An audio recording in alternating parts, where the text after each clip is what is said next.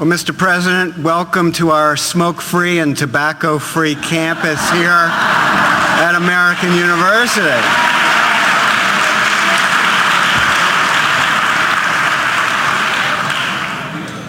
I'm Jim Goldgeier. I'm Dean of the School of International Service. It's just a great pleasure to welcome you all here to our beautiful SIS atrium.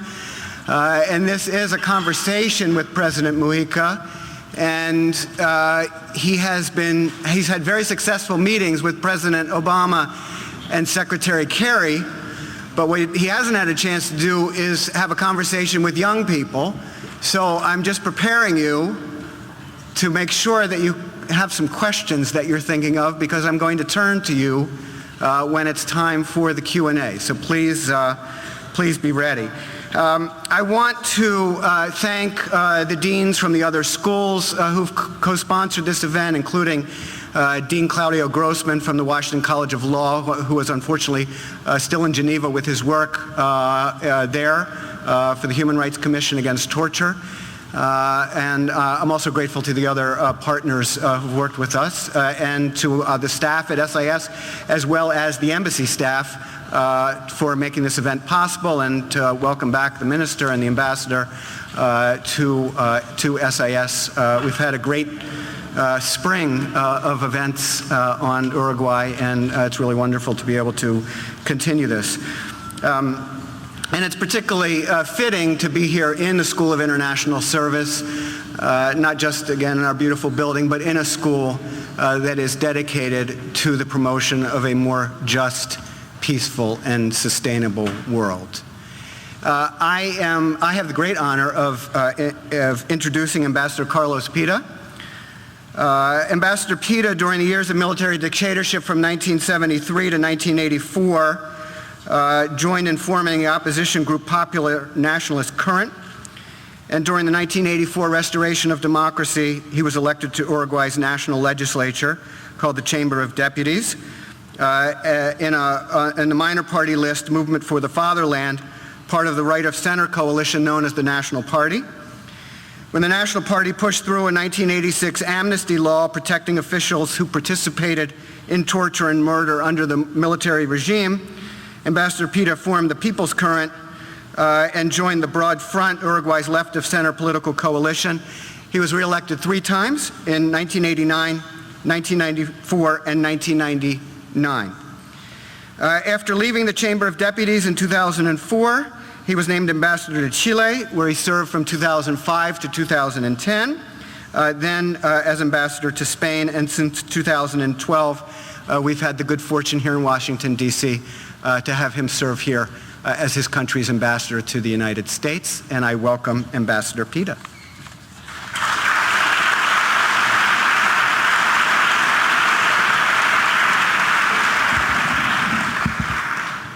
Yo quiero agradecer a todos. I want to thank you all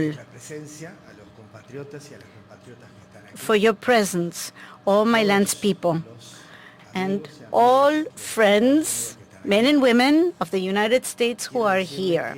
I would like to tell you that my words are of being very grateful in 2 very brief meanings. First, I want to thank the authorities of American University, and particularly I want to thank the authorities of SIS, International Relations, and tell you that the huge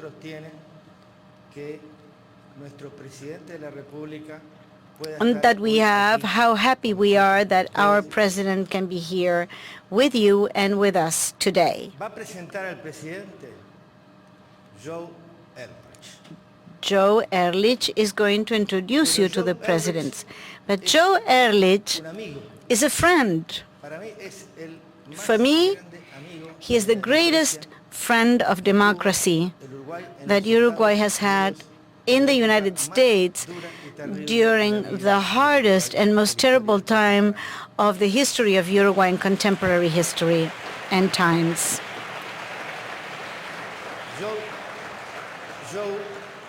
Joe Ehrlich, with his courage now then, back then and now, opened all the ways for those people who were struggling for freedom and democracy in the United States would be heard in the U.S., in Congress, in the different offices of congressmen and senators, and would be heard in the White House as well. Of this American university, we found people like Joe Ehrlich. Some of them we could honor on behalf of Uruguay, like we did with our Foreign Service Minister. It is a great honor for us that our president will speak to you here, and here, which is a demonstration of recognition and feeling and gratitude that the Uruguayan people have toward those who helped us out during our most difficult times. That is the deepest feeling. And no doubt that beyond the wonderful meeting we had with President Obama, with our Foreign Service Officer and Minister, Mr. Kerry, Commerce Department, and the authorities that we will continue to meet, this is probably the activity that our heart really is most joyful with. And we're very happy. There's nothing nicer to thank people who deserve it. Thank you, American University.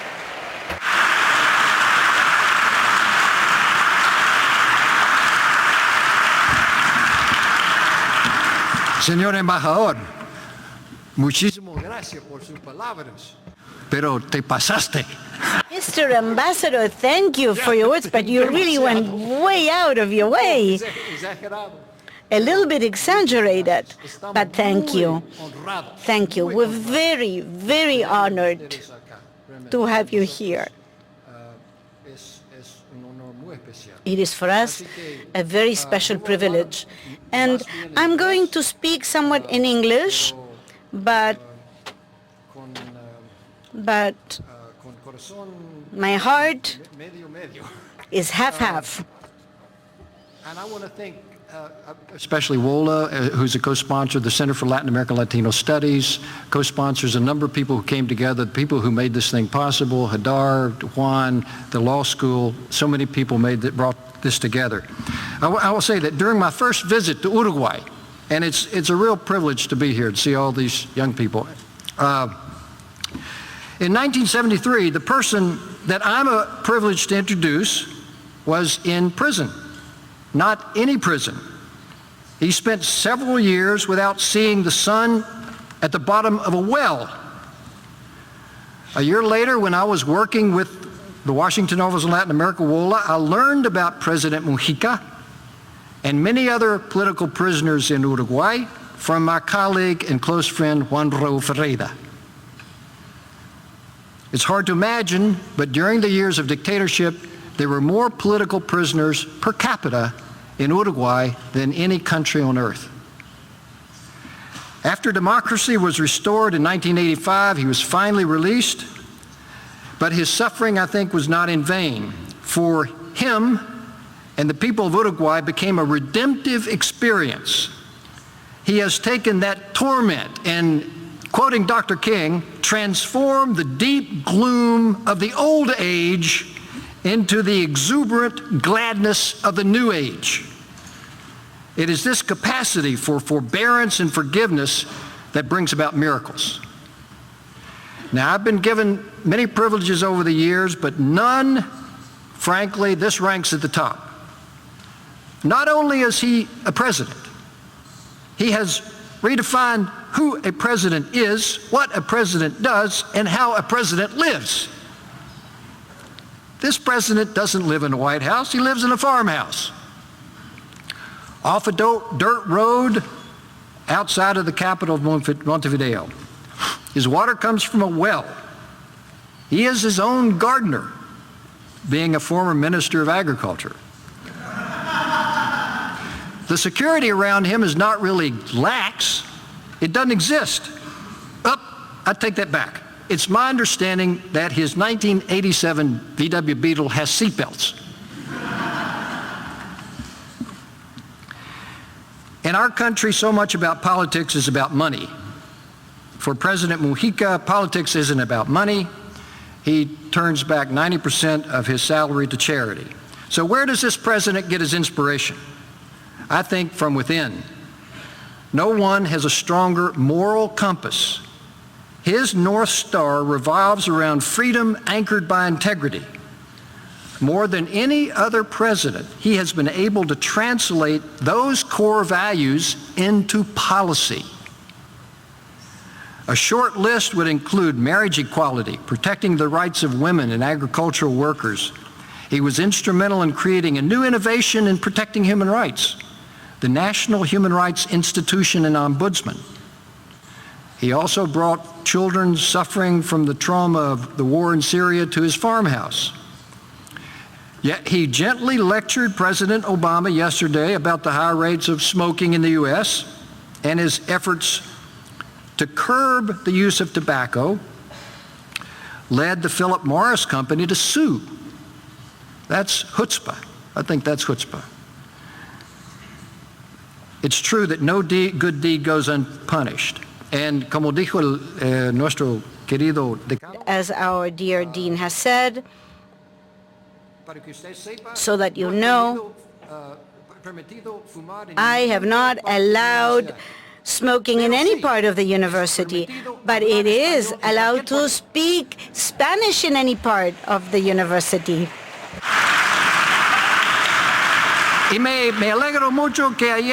I'm very happy that yesterday you gave Mr. Obama a lesson in Spanish, and it was for free. It has also been reported in newspapers that Uruguay is trying to help the Obama administration receiving detainees from Guantanamo. Ustedes, el Uruguay, you in Uruguay are an example for the world in many things, and why not in this matter as well? You know, Uruguay has received a lot of attention by becoming the first country in the world to start regulating marijuana from seed to sale.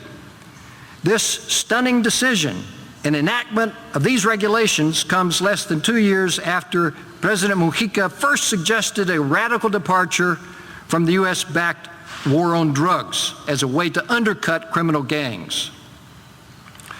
As The Economist magazine noted in declaring Uruguay Country of the Year, these are path-breaking reforms that do not merely improve a single nation. If emulated, they might well benefit the world. Cervantes in Don Quixote observed that being very fat may be mad. Much sanity may be madness. And maddest of all is to see life as it is and not as it should be. Presidente Mújica sees life not as it is, but as it should be. Él ve la vida no como es, sino como debe ser. He understands that we don't have to be successful in the conventional sense, only valuable. We don't have to make money, only a difference, particularly in the lives of society that society counts least and puts last. About this courageous act of taking the profit out of drug trafficking, he's quoted as saying, "We're not recommending that smoking marijuana is good like the poets say. No addiction is good. The only addiction I recommend to young people is love." Mr. President, I believe love measures our statue. The more we love, the bigger we are. Using this yardstick, President Mújica is a giant of a man and a magnificent president. El amor es la medida Love is the measure of our statute. The more we love, the greatest we are. And like that, President Mújica is a great man. We're very honored that you're here with us. And in order to honor you even more, I'll take my tie off.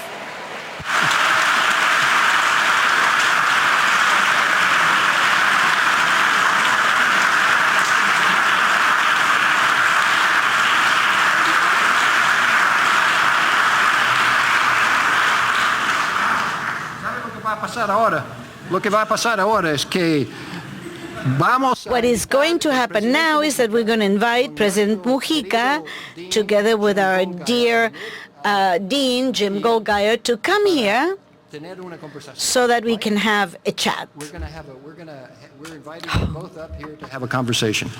And since this is a conversación con jóvenes, we expect, as the dean said, that you jóvenes are ready with some questions. So we invite President Mújica a venir acá y listo. So please come here and, well, let's get ready so we can have a nice conversation.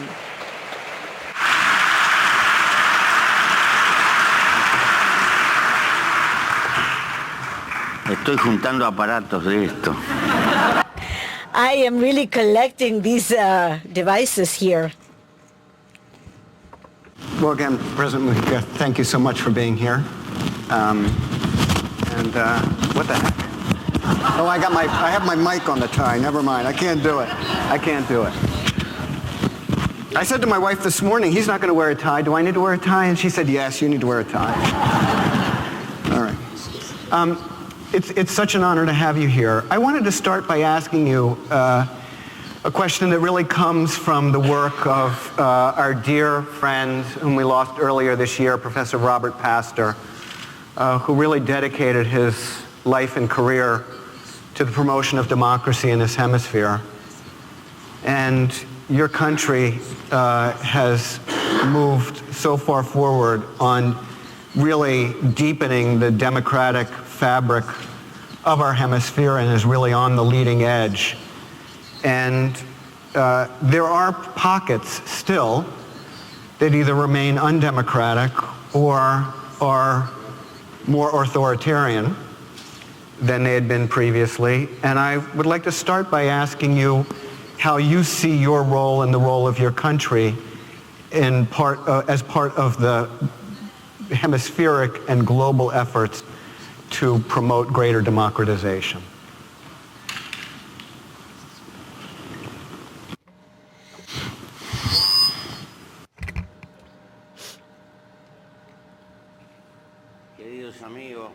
Dear friends,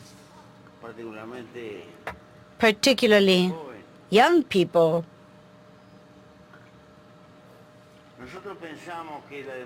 we believe that democracy. What is democracy? What is democracy? Well, etymologically speaking, what is it? Always?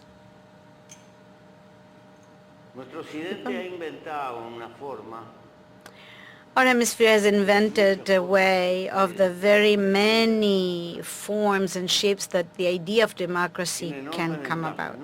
There's huge advantages. It's never considered perfect. And therefore, it is not absolute. It is never considered complete. And ultimately, it may have a constitution and it may have a way, a manner of law, but it's a philosophy of man to see and view Earth. In first place, democracy is to learn how to live together and to put up with the people who think differently. That's simple. It is a sort of tacit pact, collective pact of having different viewpoints, be able to have different viewpoints, and not so much taking decisions. Mostly we attempt to talk on behalf of a majority. But surely,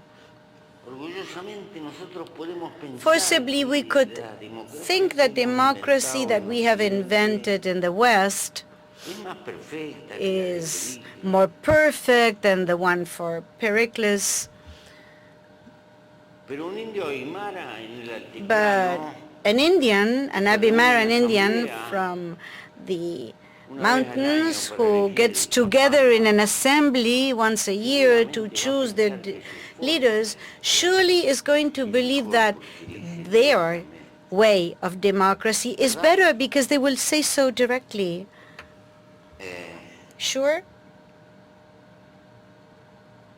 Lo cierto What is true que esta historia más moderna is that empezó this acá. more modern history began here. Ustedes tienen una enorme You responsabilidad, have a huge responsibility, la enorme responsabilidad de a no huge negar la fuente, responsibility to have the source and the origins. And the question is this: democracia this, your democracy, es la que soñaba Thomas is the one that Thomas Paine was dreaming about, Otro or someone else? tiene enfermedades la democracia. Is it ill? Does the democracy have diseases? We have learned in South America Que la democracia no es that perfecta, democracy is not perfect, que tiene contratiempos, that there are obstacles, que hay que afirmarla todos that los you días, need que es to una be forma de assertive of it de every convivir. day. It's a form of education and to Pero live together. fundamentalmente en una sociedad But hay que tomar basically, decisiones. in a society, you must Alguien las tiene take que tomar. decisions. Somebody has to be the decision maker. Y esas decisiones And those hay que decisions tratar de que sintonicen must to con lo be que in piensan, tune sienten with what y los intereses de la people mayoría. feel and the interest of the majority. But En las naturally, sociedades existen enormes diferencias. there are huge differences in a society, and they're there, and each one is fighting for its own.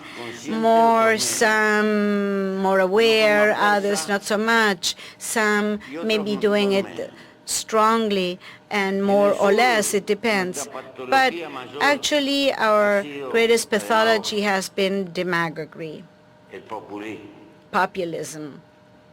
En el norte es posible que la patología And in North, perhaps the worst disease is in the lobbies.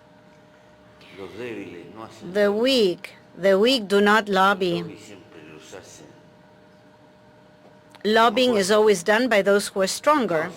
So, more than ever, we should remember that our democracy is not concluded, it's not complete. There is a democracy we need to fight for. We need to improve it today, here and everywhere. You and us. We haven't reached the last echelon of the human history, nor is it definitive. It's an open door to continue our struggle and to improve it. Ahora bien, Now, well, que se precisan seres colectivos para luchar. you need collective beings to struggle and to fight for democracy and construct collectives is not easy and it's not simple.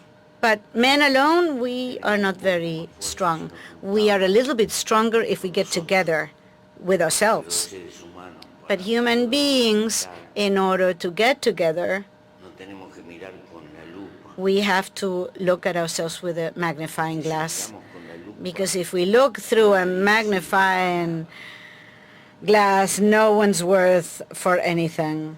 Y si nadie sirve para And nada, if nos quedamos everyone is hablando en un useless, then café, we're just going to chat or converse in a en una cafe, rueda, en una mesa. in a round table. Hacemos filosofía. And we talk about philosophy. We do philosophy, but we will not change society.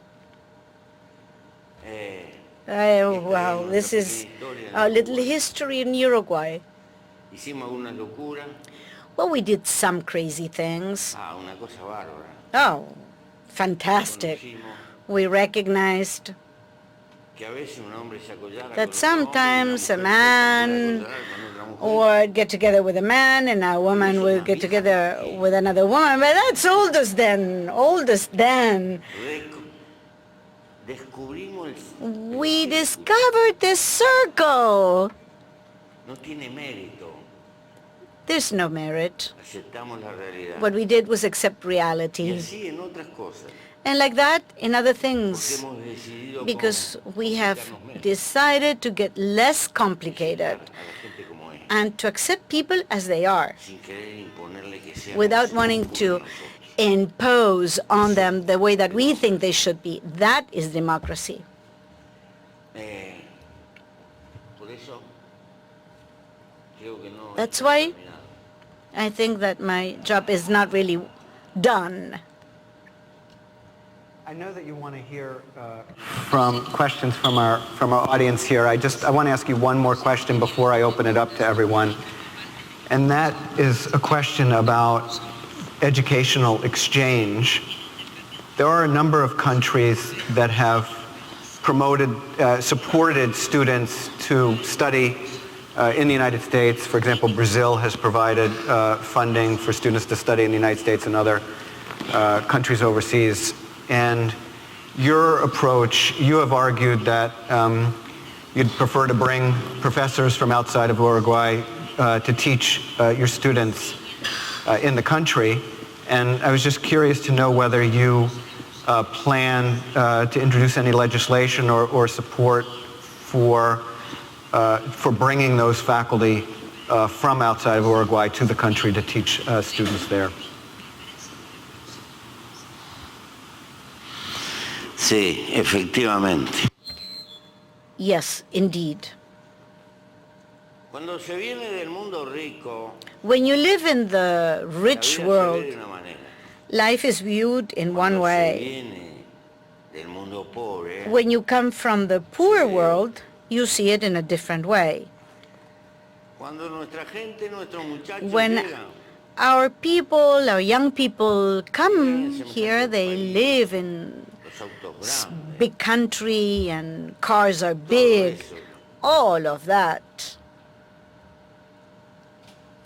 sienten un impacto cultural muy fuerte. And they feel a very strong cultural impact. And I don't even tell you if they fall in love. Y es difícil. And it's difficult to find young people that do not fall in love.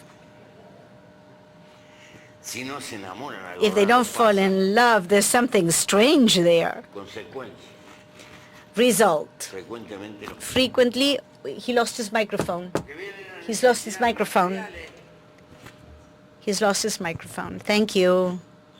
y se nos van. O mejor dicho, se quedan.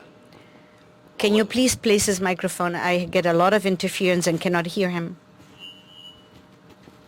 Further up, please. Siempre que se pone un enchufe se complica. Every time you plug something in, it gets complicated. Déjelo, no se preocupe. Don't worry, don't worry. Eh, Thank you. entonces los perdemos. So we lose them. Pero tenemos nuestra historia. But we have our history. Pero gente que vino de People Alemania, who de came los from Estados Germany, Unidos. from the United Nosotros somos States. un país pecuario, We are an ganadero. agricultural and cattle country, and the School of Veterinary here came to seek for one here in the United States. They found the best one, and he Se founded reprodujo por cientos. the school, and that was reproduced and multiplied by hundreds. And our first system of research was done that way too. Facultad de Agronomía cayó And un the School of ingeniero Agronomy, prusiano. well, they brought an agronomist from Prussia. En el auge de Prusia, And in the best time of Prussia, culturally speaking, esa facultad tenía un reglamento que and the si lo school had a lo regulation leemos that hoy, if we read it nowadays, sería jocoso. it would be funny. Tenía definido hasta el horario de It even levantarse, stipulated the bañarse, time to get up, to take a etcétera, bath, etcétera. and so forth and Una so pieza. forth and so forth. It was a whole ¿Cuánto piece. nos dejaron? And how much muchos did they otros. leave behind? And so many more. Nosotros somos descendientes. We are the Nuestro origen descendants, común. and we have a Combinación common sin hogar. origin, Después and venimos our de common Ecuador. origin are ships. And then we come from realidad everywhere, somos- and actually Un parto dolorido de gente que we se are juntó. a una very tierra de difficult remanso, delivery for refugiándose. people that got together Por eso no tiene and mucho mérito. a place Eso le da igual, of llevar una refuge. gente de But Guantánamo. that's why when Cada uno de nosotros President unos Obama asked me to abuelos, bring bisabuelos, some people from Guantánamo, if each one of Guantánamo y otras hierbas. if each one of us and our descendants have people that come from por some eso- sort of Guantánamo. Bueno, That's why. eh, Well, pienso que es fundamental llevar I believe it's inteligencia. basic to take and bring intelligence, contagiar inteligencia. be contagious with Pero intelligence. también nosotros tenemos algo But para we dar. also have something to offer ¿Sabe and lo to que give. tenemos para dar? Do you know Costa, what we can do? We have a tranquilidad, coastline, ciudades chicas, quietness, escala small city, humana, human scale, pueblitos donde todos se little conocen villages where everybody knows one another, y donde las and where mujeres women con la escoba barren la vereda y conversan con la mop vecina. the streets and talk to the neighbors with a Tienen broom. sociedad, They sociabilidad carry out elemental. society and basic Y en el mundo de hoy, social cada vez skills. vale más And in eso. the world today, that is ever more increasingly valuable. También. It's also a country you can live in. Por eso That is why queremos que vaya un profesor y nos we conozcan. want professors to come and get us to know us and get to No know porque seamos not what it mejores. is, not because we are better, somos mejores. we are not better, Somos distintos. we are different. Nunca andamos muy apurados. We're never very much in a hurry. Nunca estamos desesperados por llegar a la hora del We're never desperate to get to our work. Siempre tenemos algún pretexto para There's llegar always a tarde. pretext to get to work late or not to go at all. Y esto lo digo en chiste. And I say this jokingly, Pero hay que pensar que vida but you need to tenemos una. think that we only have Que se nos one está life yendo. and it's Y que la vida no se compra. sliding away and that you cannot buy Y que into lo life. fundamental es vivir la And what is vida basic is to live life y no transformar a la and vida not en to una make prisión life into a prison, cubierta de obligaciones just covered with obligations para comprar cosas so as que to muy rápidamente buy están things viejas that y hay que very comprar otras. quickly get old Así and we need to buy new hasta el ones, juicio final. and so until final judgment. Entonces, So tal vez no sea un país maybe espléndido it's para not a trabajar, pero es un país splendid bárbaro para vivir. a country to work in, but it's a wonderful country to live in.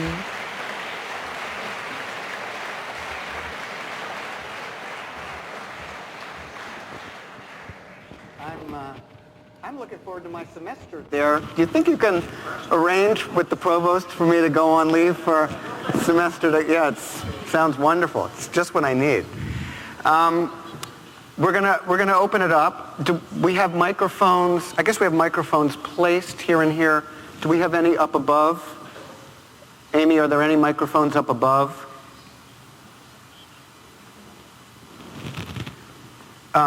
Do we have any questions from above? I'll be happy to repeat them. Here's what I ask. Please ask a question, and please keep it short, but start by introducing yourself so that President Mújica will know who you are. And I know we've got some high school students here, in addition to some of our own university students. Is there somebody up there? Yeah, shout it and I'll repeat it.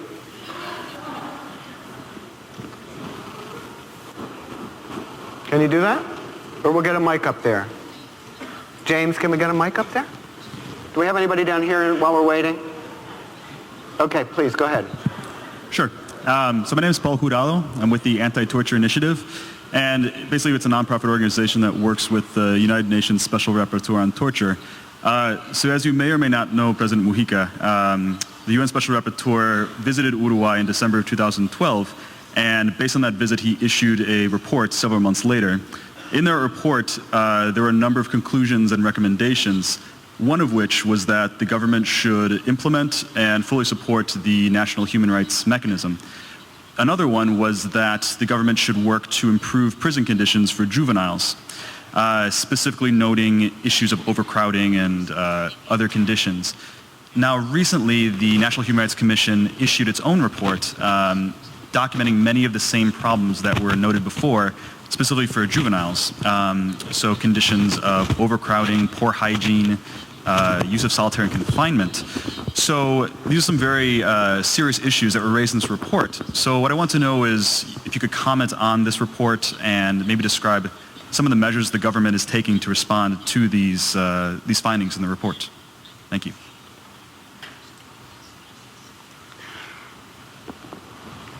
Sí, efectivamente tenemos problemas. Indeed, we have problems. We really had overcrowding in prisons, and that was very heavy. And many years without investing monies in the whole prison system. Yes, we're bringing that from way back.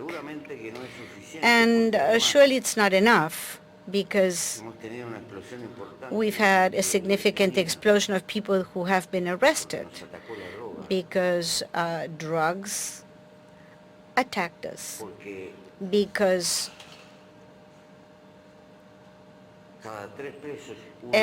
out of 3 prisoners, 1 is because of drug trafficking or as a result of crimes that were caused by drug trafficking.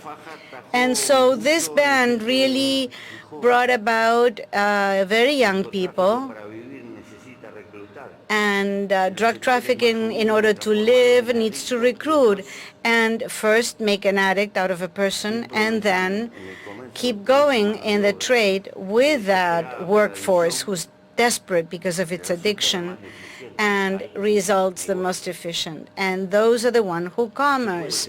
You can't separate none of this from what we are trying to do with marijuana and others. Of course, money of drug trafficking doesn't stay in Uruguay. Of course not.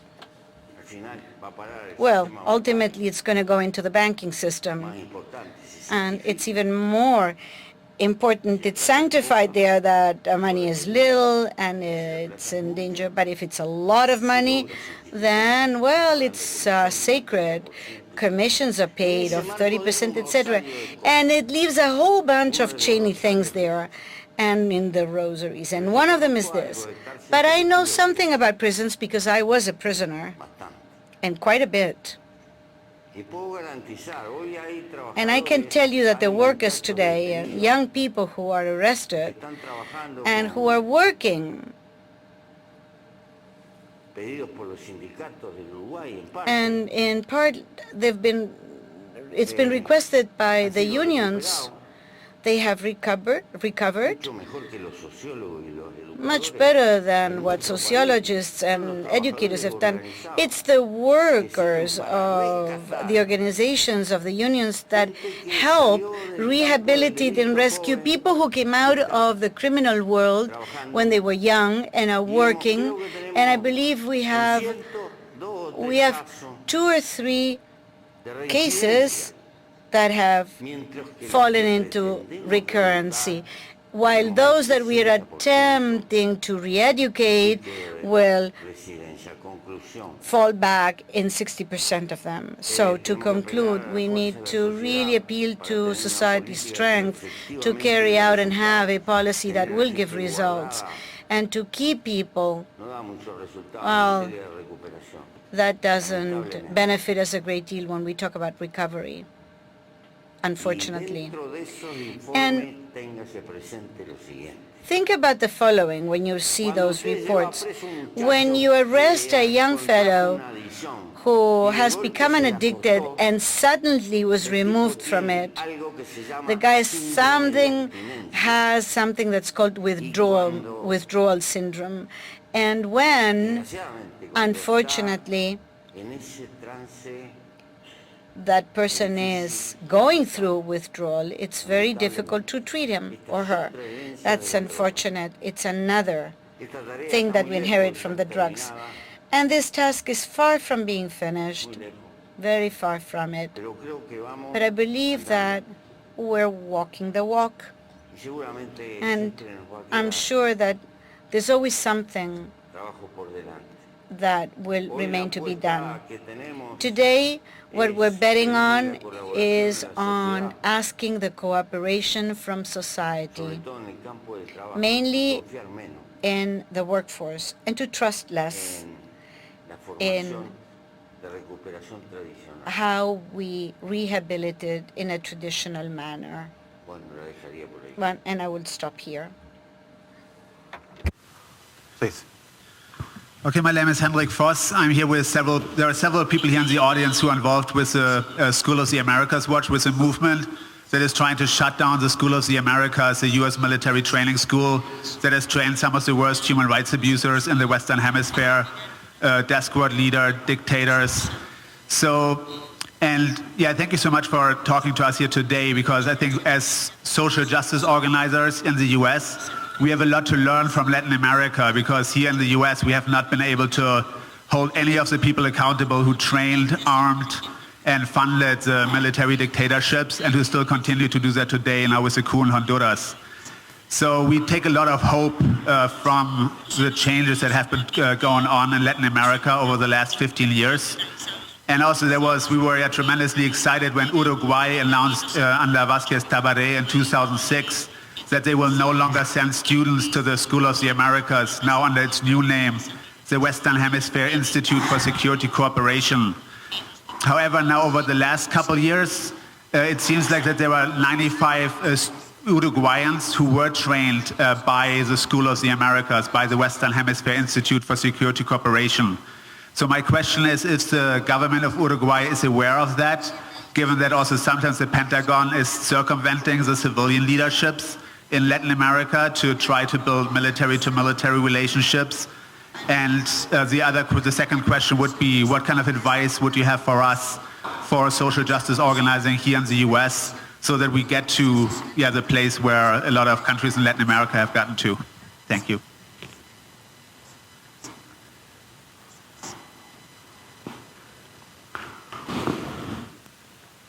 No me gusta idealizar. I don't like to idealize. Ustedes tienen muchos problemas You have many problems porque están, because es una nación muy grande. this is a very big nation and there are contradictions here. Well, like all societies do. No existe un mundo perfecto. There is no perfect world. Existe una vida que hay que construir. There is a whole bunch of life that needs to be built. No está a la vuelta de la esquina. It's not around the corner that we may overcome certain things. I can reproach a great deal to society and governments and to power that exists in this country. ¿Cómo no los voy a tener?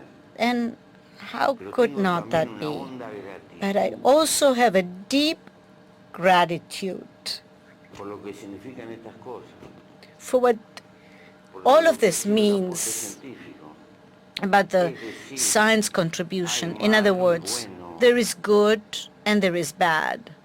Hay de todo en nuestra sociedad. You find everything, and in our society we have the same thing. Estamos gastando $2.000 millones We are por spending minuto en este mundo $2 de billion gastos per militares. minute in this world in military expenditures. $2 billion per minute. ¿Hemos salido de la prehistoria? What, are we coming out of prehistory? Realmente pienso que no. Personally, I feel that's not the case, because the phantom of war and military training and everything that that entails is an objective necessity of our societies, unfortunately.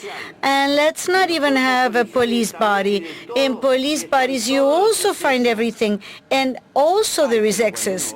Oh, well, but if you're going to go to someplace and you see how people speak nonsense and what they do for a football, for a soccer game, and say, well, we're all animals, what humanity is, and all of that is everything included in it.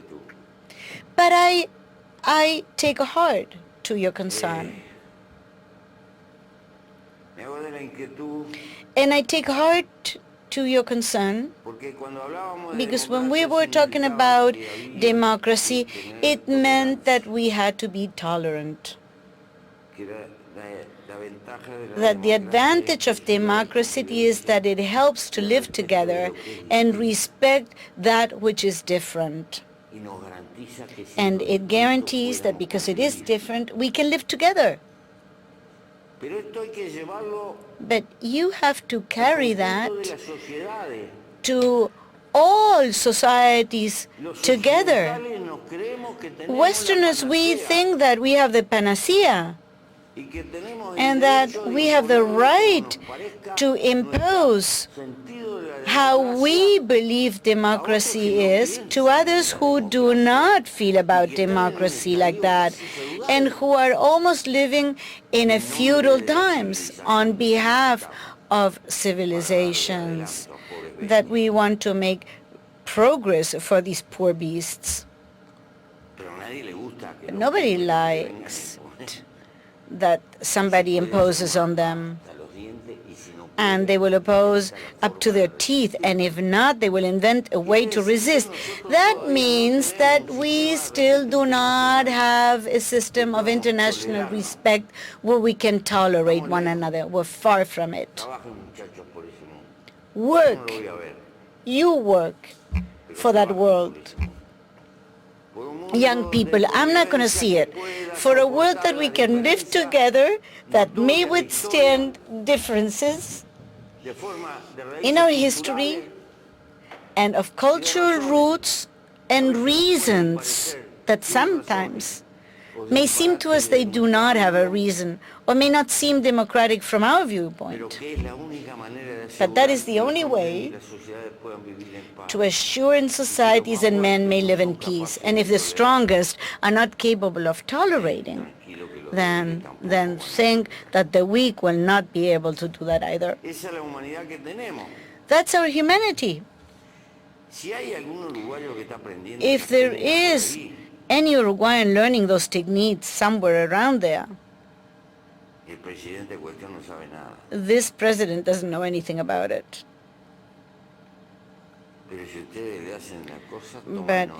But if you see things, take note. Take note.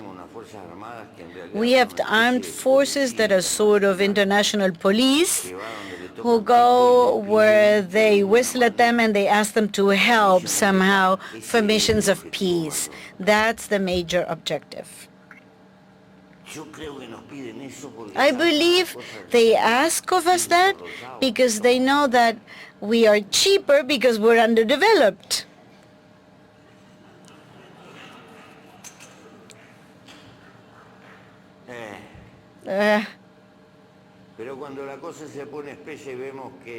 But when things get thick, we see that there are interests meddling there, and that we understand we have nothing to do right there.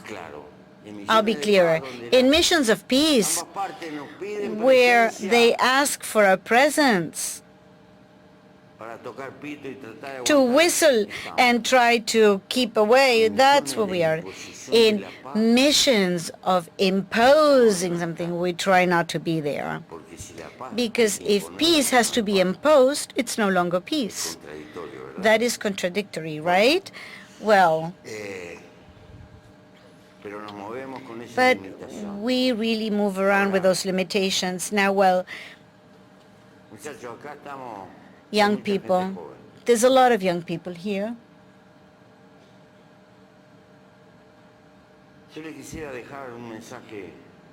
I would like to leave with you a message.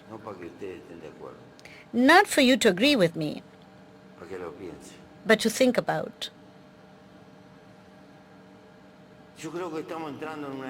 I think we're coming into different times, tremendously different. The speed of communication, the degree of information. In the next 30 to 40 years, the world is going to be bilingual. There's no longer going to be a mother tongue, and probably everybody will speak English so as to get along. National cultures will not disappear, neither local factors will, but we are creating a global type of culture of which you are a part of. And your victims, victimees, and victimors. And I say so in a general paradigm that young people are beginning to have everywhere. But this world is rapidly getting smaller, and there is an increasing agenda of world problems that no one deals with, and we cannot even organize that agenda. Governments, even those governments of the most important countries like this one, like Germany, like China, are concerned with their GDP growth and in the financial crisis. And who is going to win the next elections? And they reason, and in the best of ways, they do that with a mentality of a national state. Meanwhile, the problems of the world that no country can really resolve get bigger and are there. So 25 or 30 years ago, we were told in Kyoto about climate change and the atmosphere, and they've told us already about the oceans. We're organizing a continent of plastic bags in the Pacific, and we continue with the different cultures of accumulating things. Well, we need to continue inventing new things so that people get entertained and buy, and then they entertain themselves in paying bills. And this is so in the entire world. The phantom of the chiefs of economies, ministers of economies, they cannot stop growth. We have international trade so filled with agreements of free trade that it is so complex that you need to put, like I said today, a green light or lights, traffic lights to understand it. Meanwhile, we exchange a rubber unit. It's going bigger, it's getting smaller, and it's out of our control. Look, this is crazy. You cannot discuss this anywhere. We don't discuss how long a human being can work.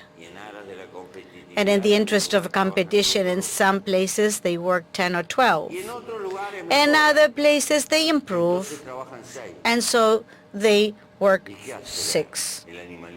And what does the little human animal do? Well, they get another job.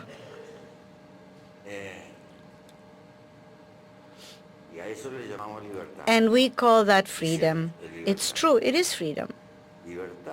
Freedom to die of a heart attack.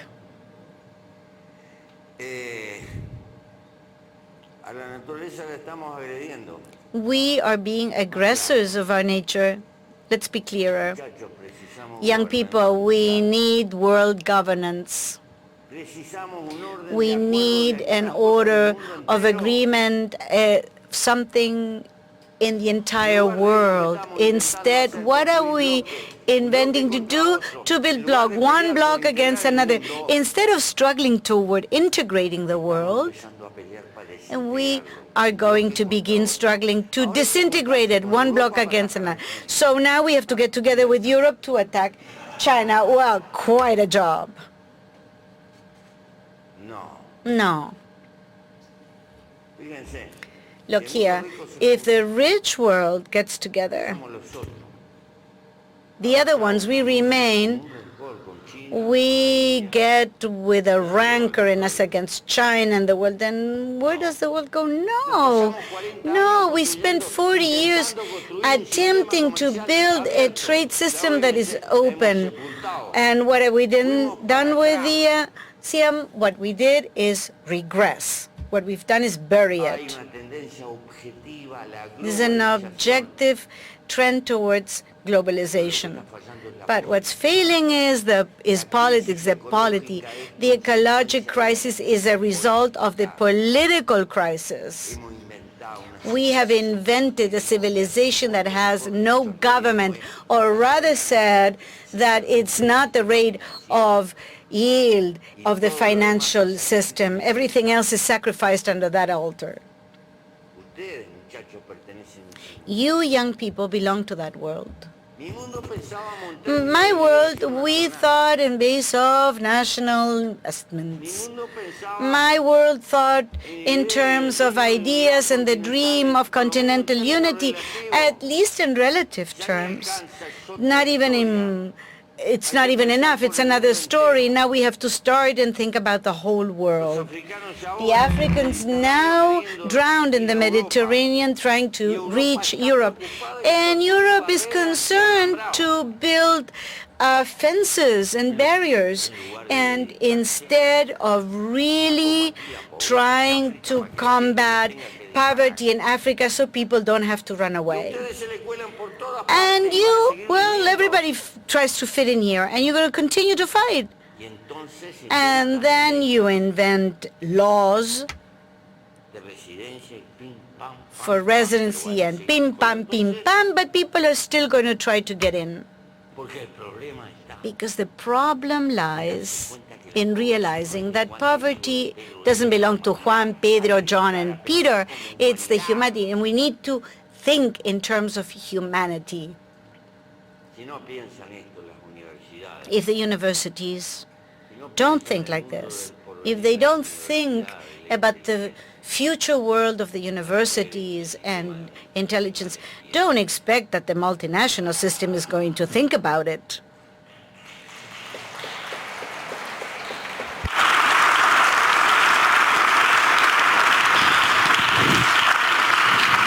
So it looks like we were able to get somebody from upstairs downstairs. So let's, I'm going to actually take two questions. We'll take yours and we'll take the gentleman to your left since we bumped you for her. So. Thank you very much. President Mújica, I was wondering... Will you introduce yourself, please? My name is Raina Weinstein, and I'm a 10th grade student at the Sidwell Friends School. I was wondering, as a former guerrilla fighter and a pioneer, really, in alternative methods to stopping the illegal drug trade, I was wondering what you would say to guerrilla groups like FARC that have turned to drug trafficking. Okay, so a drug trafficking question, and then can I get the other question also? Hola, muy buenas tardes, Presidente Mújica. Soy José. Good afternoon. I'm José Mejia, and I'm from Ecuador. I was raised here, and now I have a special place for Uruguay in my heart. I'm a student here in American University. I want to focus on the time you were in prison. Where did you find the strength that day after day you were in that well and think that, yes, I can come out of here and make a difference and get out of those very dark times? Did you sometimes think about that one day you were going to be President of the Republic? No, my friend, no. No. I belong to a generation like so many others, resulting from the cities, the villages, and the fields of Latin America. We dreamt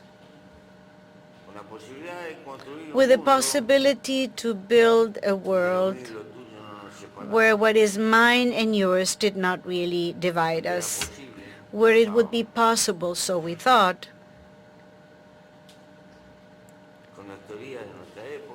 in our life and in our time, to build with the tools that we had in our times. But we were no heroes. We were young guys like any one of you. And I did not fall into a well just because I was a hero. I was there because I was caught. I was caught. I didn't have any vocation about being a hero at all. No, not at all. And when you try to change the world, well, that's the least costly one. And I had a bad time. But maybe I found myself, and this is what I wanted to convey to young people. Where did I take my strength out? Well, I don't know. The human being tells you to.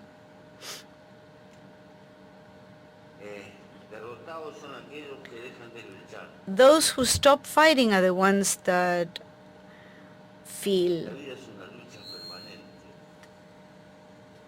Vince, the life is a permanent struggle. To live is to stand up again and have the courage to start anew in every means, in life, every way in life. And maybe some of us were somewhat peasants, less sophisticated if you want, or more primitive if you want, with the strength that what is primitive gives you. It's possible. I don't know. But it is possible to find the strength within oneself. You need to look for it. Don't feel defeated. Don't feel defeated when something happens and your job or the love you had tells you no, no more. Try to live again. The world isn't over. Start again. But fight to become good. Fight against the beast that you carry from within. Try to hold the beast back, the one within you. In that work is happiness and gratitude. There's never going to be a better world if we're not capable to fight and become better ourselves, each one of us.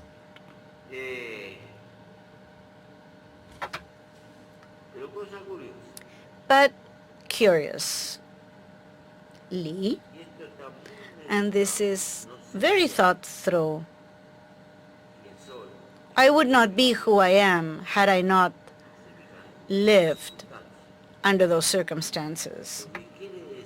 That means that sometimes even pain is good if it's capable of converting that pain into something else. That possibility, well, everyone has it.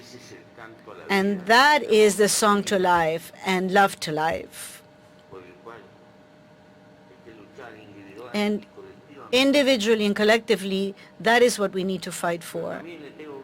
But I also must tell you, and probably that after death,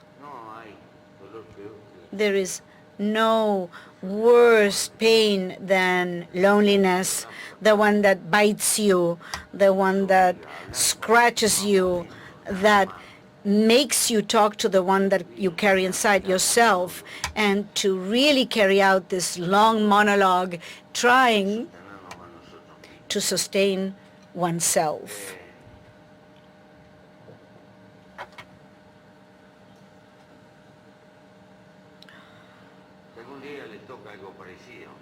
If a day comes that you live through something like that, remember you are strong and that you can start all over, and that it is worthwhile. Well, it never crossed my mind that I was going to be president. What was very clear to me is if I went out, if I got out, I was going to become a military, and I have been working actively 50 years. Yeah, it is possible it's a question of personality and character. Sure, to the very end, to temerity. It is possible. But, well, what I told you in the beginning, it is good. Lack of being fast. That's why they caught me.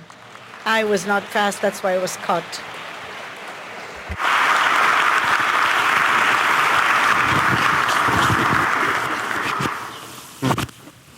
Okay. I know we still have the drug question, but why don't we get another one on the table as well? Go ahead. Yeah. I don't know if this works. Y traen cables quien ríe de mi prima. Whoever loves me, this is going to be a fight. Yes, in getting this microphone right. Hola a todos. Muchas gracias, señor presidente, por venir acá. Mi nombre es Jamie Dorner. Thank you, everybody here to come here, and I'm Jimmy And I've been in this university almost 3 days, and my question is on Argentina, about Argentina. While I was studying in Argentina, I went to Uruguay, and I fell in love with everywhere. So I would like to ask you if you have any advice to tell somebody to make a better country like Uruguay, a more just and democratic country.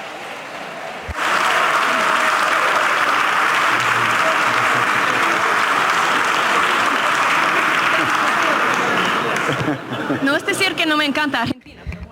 It's not to say that I don't like and love Argentina, but well.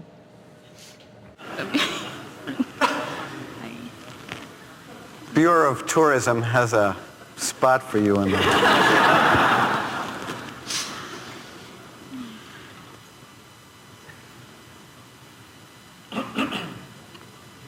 Bueno, quisiera poderte contestar. I have no microphone.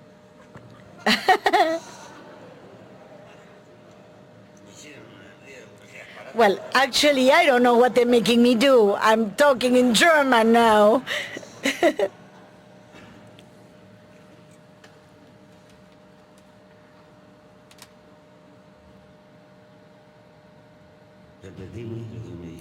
Can you repeat what you said, please?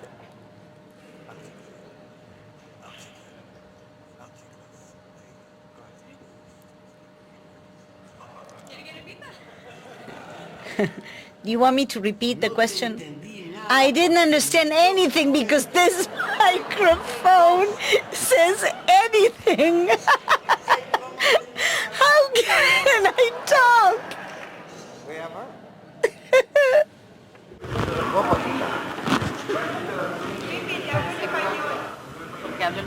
Ah, ok.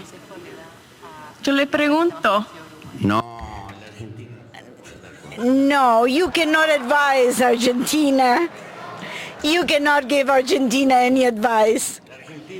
Argentina is simply Perón, and that's not an ideology. It is a gigantic feeling that a considerable part of its people carries, and it is within that feeling you find everything. That's what the world abroad does not understand. Since it's not an ideology and rather an enormous feeling with a very broad majority band, those who are not within that framework and really get to make the mistake of getting to government, the feeling really brings everything together and makes life impossible. Es un país riquísimo. It is a hugely rich country, victim of its own richness and its abundance, and it's the closest thing that comes to us. The Orientals, who are guys who, because of our harbor's fault, we were thrown out because of the struggle for harbors, for ports. And we're always in bad shape, and we're the closest you can get. What happens is that since we are at the other side of the river, we look at them. But we've learned, because of our history, that when Argentina does well, we do well, and when in Argentina things go bad, we do bad. 1,000 times we've been together in pain. And maybe where my lands people really fit, less divided, is perhaps when they are in Argentina. But like any big country, there is an Argentina of the provinces, way in the land, which sentimentally is more united and it's better understood by Uruguayans. And you have the people of the city, and you have the people of the harbor of Buenos Aires, who is huge, siempre con la que podemos And tener ciertas that's diferencias. the one that we can always have certain Pero pertenecemos a la differences. misma But we familia belong to the same y family, vivimos como abrazamos and rencor. we live like that, embraced to rancor. Nos gusta el tango, nos gusta el We fútbol, like tango, we like soccer, etc. and so forth. Tal vez políticamente tuvimos más suerte Maybe, que ellos. politically speaking, we were luckier than they were. Por el 1900 y Because pico, in Uruguay sufrió 1900-somethings, Uruguay un proceso went through que lo a resumiría process así, that la I would sum socialdemocracia it up like that. se fundó Social en Uruguay. democracy was really founded in Uruguay. Nobody needs to be surprised at the policies of marijuana, openness, and all of that. Si nuestros bisabuelos Because por our 1900 y pico great-grandparents, hicieron cosas 1900 and some, did things like divorce because of women's will, like they founded a university so that the family, conservative families, would be ready to send the girls to study. separaron largamente a la Iglesia del Estado They y hicieron el separately, país más laico de largely, América Latina. religion from state and made it the least religious country in Latin America.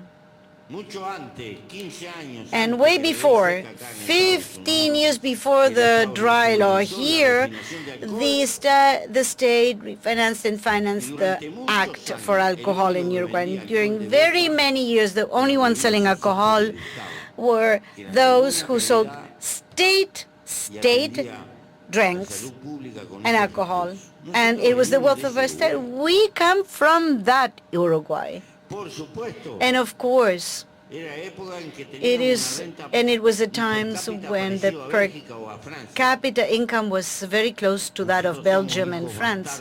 We're bastard children of the British Empire, and we live the honeys of the British Empire. And when it succumbed, then trade freedom almost kills us and killed us. Cambiaron los términos de intercambio The y terms of trade changed and another history came. But there, in the back, we can find that very audacious and transforming policy that a country that back when, in those years, founded the bulk of the universities and imposed enseñanza gratuita en todos free los education at all levels, niveles, hasta hoy. and until currently. Y nos sentimos orgullosos And we feel proud. de esa nuestra historia, nuestra That's identidad. our history, our Que nos da identity. fuerza y raíces, That gives us strength, that gives us roots to continue being no audacious. tan audaces como eran nuestros Not abuelos. as much as our grandparents were and our great-grandparents were. Pero ¿qué pasa? But Como somos un what país de happens 3 since millones we de are a country of 3 million inhabitants, we cannot even move a needle in the world. ¿verdad? True, Durante mucho tiempo for nos a decían long que éramos time they la told América. us that we were the Switzerland of the America. We were never Switzerland or anything of that sort, huh? No. No. Pero tenemos tenido un But sistema institucional we have de had an garantía. institutional system of Pertenezco a un guarantees. movimiento I belong to urbano. an urban guerrilla movement. Le puedo garantizar I que can políticamente assure you en that Uruguay cualquier vida politically vale disparar. in Uruguay, any life is worth an enormous amount. In other places in America, a life is worth nothing. En nuestro país, But in our así country, vale muchísimo. yes, it's worth very much, very much. That was yesterday and that is today. Dentro de las luchas hasta So, nuestra dictadura in the struggles, in our struggle, and during our dictatorship, military like fue anyone, bastante singular. and to be active is quite particular. Tuvo muchos presos, pero trató de There ahogar was a el lot gobierno of de prison, but they tried to save on blood. And well said the guerrillas. Pero no lo hicimos por bueno, lo But we hicimos por didn't la do it conciencia because we were good. nacional. You did it because of our national Frenaba a conscience that would put the brakes on all of us. todos, que políticamente Because Uruguay politically tiene un modo de ser. speaking, Peleó mucho en una historia. Uruguay has its own way. It struggled a lot in our history. Well, we spent our time struggling. All the countries been like that, with more revolution than herbs. But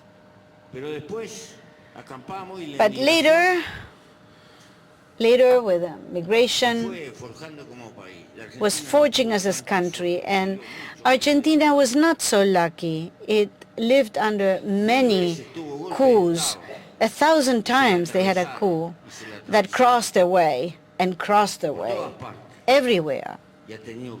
And it had to pay a tremendous price for moments with devastated moments and intellectual. It is easy to criticize it. It would be better to make an effort to understand it. It is a victim of its own history. Well, I don't know if I did answer you.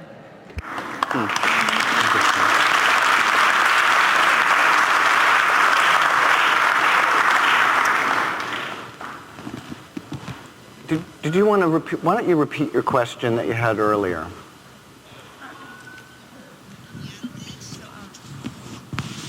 As a former guerrilla fighter and a pioneer in alternative methods to stopping illegal drug trafficking, what would you say to groups like guerrilla groups like FARC that have turned to drug trafficking?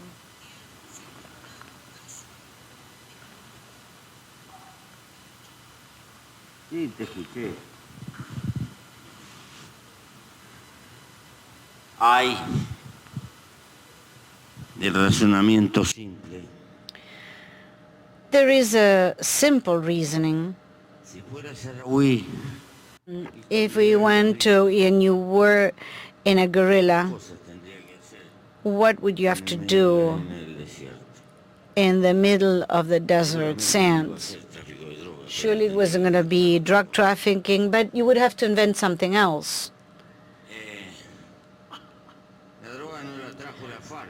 Well, the drugs were not brought in by the FARC. It was brought in by the history of Colombia, and the FARC had to live and adapt to Colombia.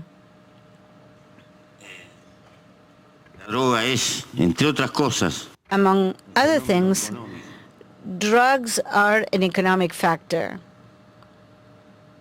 no deja de ser una demanda. There is demand for it. Lo que nosotros nos estamos planteando es And what we're questioning is the fight to take the drug trafficking out of the market. But we're not recommending that people be bohemian and smoke marijuana. una cosa que uno se la tenga que bancar por It is one thing that we need to really put up with it because people has that addiction. And those arguments that marijuana mejor. is better than tobacco or tobacco is worse, one thing or another. What I believe is that there's no addiction that's really good. Any addiction is really an ill.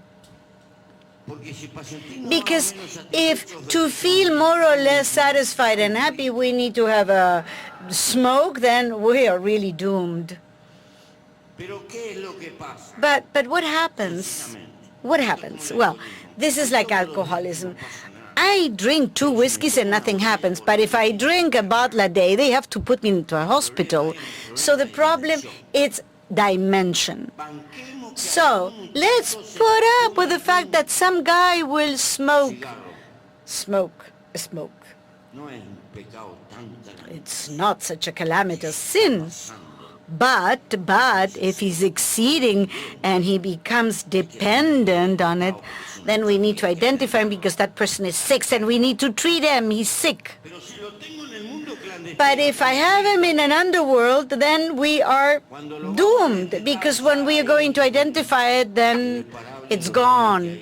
And the harm has been irreparable because he's done some sort of crazy thing to buy his drug. And that's where the whole game got complicated. So that's why we believe intentamos que we ese try mercado domine el Estado.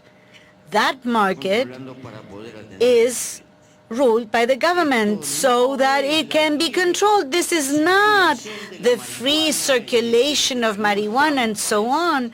No, we're not there for that.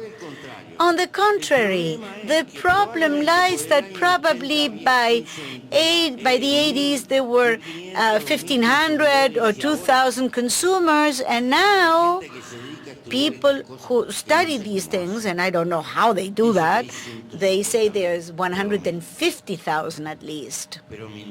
But while we've had enormous successes against drug trafficking, we put lots of people in jail, we seized a lot of shipments, airplanes, cars, vehicles, we expropriated houses, monies. I don't know, we've had enormous successes, right? But ever increasingly so. How was it done? Oh, coincidence. It happens everywhere. We learn that if you want to change things, you need to do something different. That's where we started that which we are trying to try out. We have no guarantees to give anywhere. We don't know anything. What we know is that what we were doing so far, the only thing it was useful for was to put people in jail, to do all kinds of crazy things, and we're always worse off. We're trying to rationally seek out another way, to take away the business from drug trafficking and attempting to identify consumers without making a fire with them publicly, using the same criteria of financial secrets, but have some way to meet directly to the consumer's needs. If we walk along 2 or 3 years, we may come to some conclusion. Right now, we are in be careful and yes and no and all of what follows. We do have resistance. People are afraid because every change entails prevention. The majority in our country does not understand, and the government is ready to take it forward because the majority is not always right, because for the majority it's easy in exploiting people's fears because this is not nice. And because it is not nice and it's ugly, people are afraid. And since we look at the list of people who are in jail and what's been happening, we understand and realize that if we keep our arms crossed, we will have more and more people in prison. We have spent a fortune in building prisons, and we still have excess of population, like somebody was pointing out. We have 3 times more prisoners. We have built 4 times more prisons, and we're coming from behind. And how much does the prisoner cost? How much does a prisoner cost to society? Well, you would fall into your back the fortune that we are wasting. So, it seemed logical to begin and review all of these things. If this doesn't work, then we'll have to say so, honestly.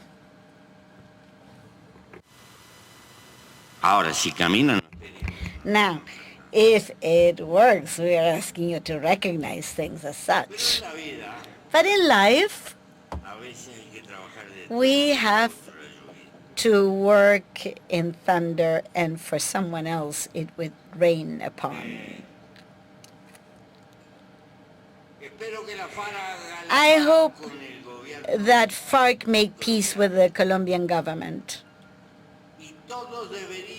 And we all should make the efforts to help out. Because those who know what the mountains of Colombia are like, well, war makes no sense. It's unending. And you cannot ask a society to make such a sacrifice economically. You have to help the FARC and the government to come and find a way out. War is not justified in any way. Almost nowhere nowadays. Some years ago, we did think that there were new and older wars. The new ones were those who were covered by a just and noble cause, like the freedom processes. Nowadays, with technology, communication, and science such as this, the war ends no matter what its way is, ends up doing a sacrifice for the weakest people in a society. And you have to struggle in the interest of negotiation and negotiate to the last final judgment. And the worst negotiation is better than the best war. And that's what I think about today, is because I know the pain and sacrifice of war, and I know the beauty of life. And you do not need to condemn to the needs of war anyone. Much to the contrary. It's good, young people, that you discuss it. It's not like peaceful little swallows. No. It's to be in touch with the weak, to cooperate. In every war, those who pay for the largest sacrifice are the old people and the children and people who have nothing to do with it.